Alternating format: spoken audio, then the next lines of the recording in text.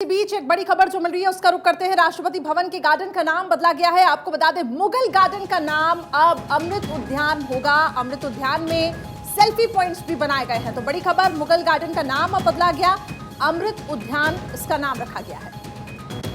दरअसल राष्ट्रपति भवन के गार्डन का नाम बदल दिया गया है। ये वही गार्डन जो कि आम जनता के लिए भी साल में एक बार जरूर खुलता है। और अब क्योंकि बसंत का महीना आ चुका है और बसंत के महीने यानी कि फरवरी के महीने में ही मुगल गार्डन को हर किसी के लिए ओपन किया जाता है, ताकि आप अपने परिवार और दोस्तों के साथ में जाके मुगल गार्डन घूम सके।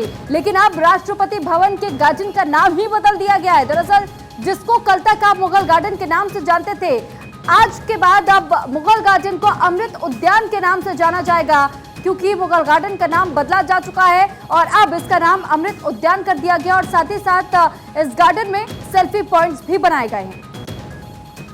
तो कई सेल्फी पॉइंट्स भी बनाए गए हैं। आमतौर पे जब इसको खोला जाता है तो सभी लोग बड़ी संख्या में यहाँ पे पहुँचते हैं और यही एक वजह है कि आकर्षण की वजह से भी कई ऐसे सेल्फी पॉइंट्स बनाए गए हैं, ताकि लोग जब यहाँ पे आते हैं तो वो बोर्ड्स भी बाकायदा रहते हैं।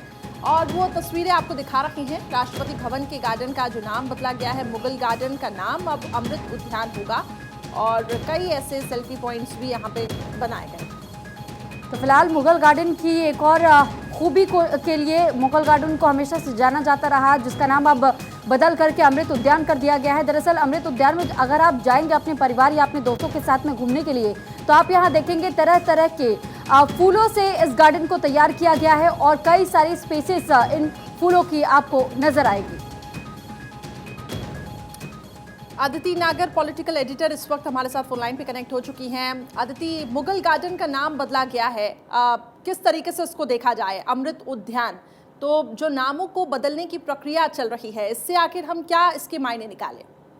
देखिए, जब प्रधानमंत्री नरेंद्र मोदी ने 15 अगस्त को एक बात कही थी कि जो भी गुलामी का प्रतीक है उसे खत्म करने का मैं निश्चय लेता हूँ, और एक के बाद एक जो भी गुलामी का प्रतीक रहा उसको प्रधानमंत्री नरेंद्र मोदी ने बदलाव किया।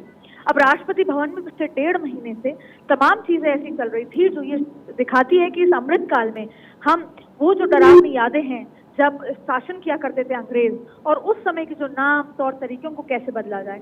और उसमें राष्ट्रपति भवन में पहला जो बग्गियां होती थी वो उस जमाने में होती थी जब अंग्रेजों का शासन हुआ करता था, उन बग्गियों को पूरी तरीके से हटा दिया गया।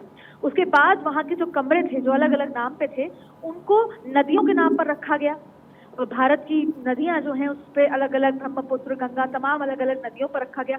और फिर यही चर्चा थी कि मुगल गार्डन का नाम जल्द से बदला जाएगा और अब मुगल गार्डन का नाम जो है वो बदलकर अमृत उद्यान रख दिया गया है। अमृत काल के इस समय में जब आजादी का अमृत काल का महोत्सव भारत मना रहा है, पूरा देश मना रहा है, ऐसे में राष्ट्रपति भवन का जब पूरी जो जनता है जब राष्ट्रपति भवन देखने जाती है तो एक अलग सा उत्साह होता है। और अब मुगल गार्डन नाम से कभी भी नहीं कहा जाएगा। जैसे अभी हाल ही के दिनों में राजपथ को बदल के कर्तव्य पथ रख दिया गया था, ठीक उसी तरह अब मुगल गार्डन का नाम आप आज के बाद से कभी नहीं सुनेंगे और अमृत उद्यान सुनेंगे।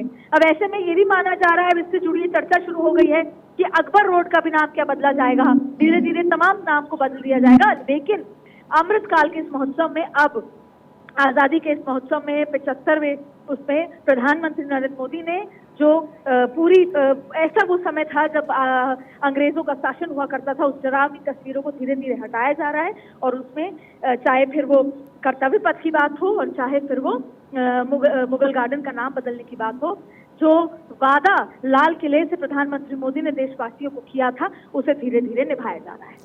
चलिए ठीक, अदिति, बहुत धन्यवाद आपका तमाम जानकारी हम तक पहुंचाने के लिए। मुगल गार्डन के नाम को बदल करके अमृत उद्यान अब कर दिया गया है।